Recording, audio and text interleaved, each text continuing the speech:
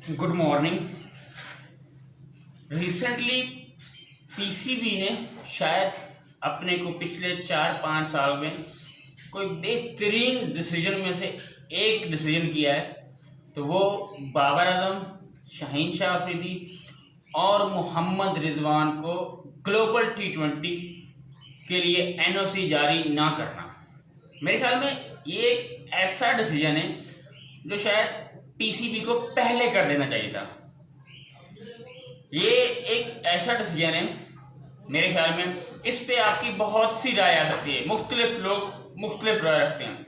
जैसे मैं सुन रहा था राशिद लतीफ़ साहब को, वो कह रहे थे कि इस डिसीजन की वजह से आप अगर एनओसी नहीं देंगे तो पीसीबी और खिलाड़ियों के दरमियान क्लैश पैदा होगा। Very good. मेरे ख्याल में राशिद लतीफ़ साहब को ये बात कहने से पहले सोचें कि यार आपको अपनी कंट्री फर्स्ट है या लीग क्रिकेट फर्स्ट है।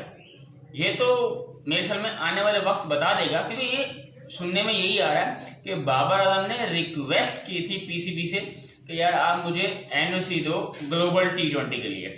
सबसे पहली बात, फॉर्म बाबर आजम की है नहीं। खैर फॉर्म पर तो मैं बात कर ही नहीं रहा, फॉर्म तो आनी जानी आज है कल नहीं है, इसमें कोई शक नहीं। पाकिस्तान का इस वक्त करंटली नंबर 1 बैटर है बाबर आजम। फॉर्म आज नहीं तो कल आपकी वापस आ ही जाएगी। लेकिन जो इस वक्त सबसे बड़ा मसला बाबर आजम के साथ है वो है उनकी फिटनेस।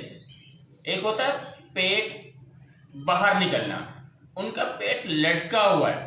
और मेरे ख्याल में दुनिया का जितने भी बेहतरीन एथलीट हैं, शायद जो फिटनेस पे काम करते हैं, वो सबसे पहले गेम से कुछ अरसे के लिए दूरी इख्तियार करते हैं। मैं तो ये समझ रहा था पर्सनली तौर पे कि बाबर आजम शायद बांग्लादेश के अगेंस्ट जो टेस्ट सीरीज है उससे विड्रॉ कर जाएंगे, वो बांग्लादेश में के खिलाफ नहीं खेलेंगे। लेकिन यहाँ तो हमारे किंग, उन्होंने एनओसी के लिए रिक्वेस्ट की है पीसीबी से कि मुझे ग्लोबल T20 के लिए दो। Same goes for Mohammad Rizwan, actor Mohammad Rizwan.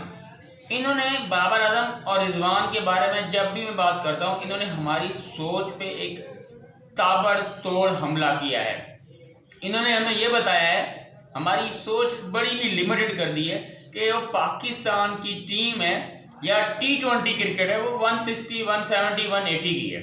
और मेरे ख्याल में जो इनके फैन हैं वो भी यही सोचते हैं कि T20 क्रिकेट है वो 160, 170 है। अगर आप हार जाएं तो एक घसा फिटा और रटा हुआ आंसर के 10 रन शॉर्ट थे, 15 रन शॉर्ट थे पोस्ट मैच प्रेजेंटेशन में। विकेट कैसी भी हो, चाहे वो रावलपिंडी की फट्टा विकेट हो, चाहे वो वाका का बाउंसी ग्राउंड हो या चेन्नई की ट्रिकी ट्रैक हो, इन्होंने जाके अपना एक प्रॉपर टाइम लेना है, उसके बाद जा खेलना है। दुनिया सोच रही है, मैं हमेशा कहता हूँ 220, 230 पे, लेकिन हमारे ओपनिंग बैट्समैन, हमारे ओपनर जो मिडिल ऑर्डर थे वो ओपनर बने हुए हैं, जो ओपनर थे वो मिडिल ऑर्डर बने हुए हैं। यार अभी माइकल वॉन ने भी कुछ अर्से पहले पाकिस्तान क्रिकेट में मैंने कहा कि इनमें पावर नहीं है, और ये काफी हद तक उनकी बात बजा है। मेरे ख्याल में एक अच्छा फैसला है। अगर मैं फिर शाहीन शाह अफरीदी की बात करूं तो आप सब जानते हैं 2022 के वर्ल्ड कप में आपने एक हाफ फिटेड प्लेयर को वर्ल्ड कप जैसे बड़े इवेंट में खिला दिया। मैं कब से कह रहा हूं, काफी अरसे से बोल रहा हूं कि शाहीन की पेस डाउन है। उसकी सबसे बड़ी वजह उसकी फिटनेस मसाइल हैं, वो पूरा फिट नहीं है। आपने उसको वर्ल्ड कप जैसे इवेंट में ले गए हैं, लेकिन लोगों ने बात ही नहीं। शाहीन शाह अफरीदी जिसका काम था कि टॉप ऑर्डर में या पावर प्ले के अंदर विकेट लेना, मुझे उन विकेट से कुछ भी नहीं चाहिए जहां पे ऑस्ट्रेलिया जैसी टीम के अगेंस्ट 300, 350 लग जाए और शाहीन शाह अफरीदी वहां पे 5 विकेट ले जाओ।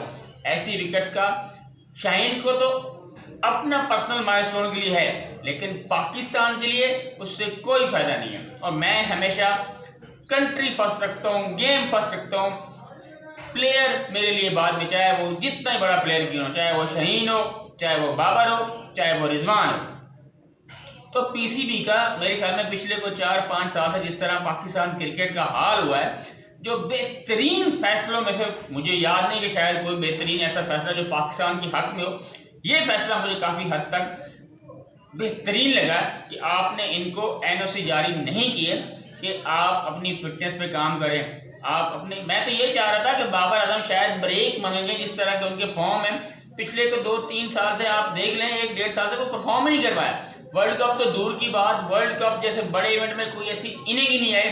मैं गिनवा के थक गया हूँ कि 2019 की अगेंस्ट न्यूजीलैंड की इनिंग, उसके अलावा कोई परफॉर्मेंस नहीं है बाबर आजम की।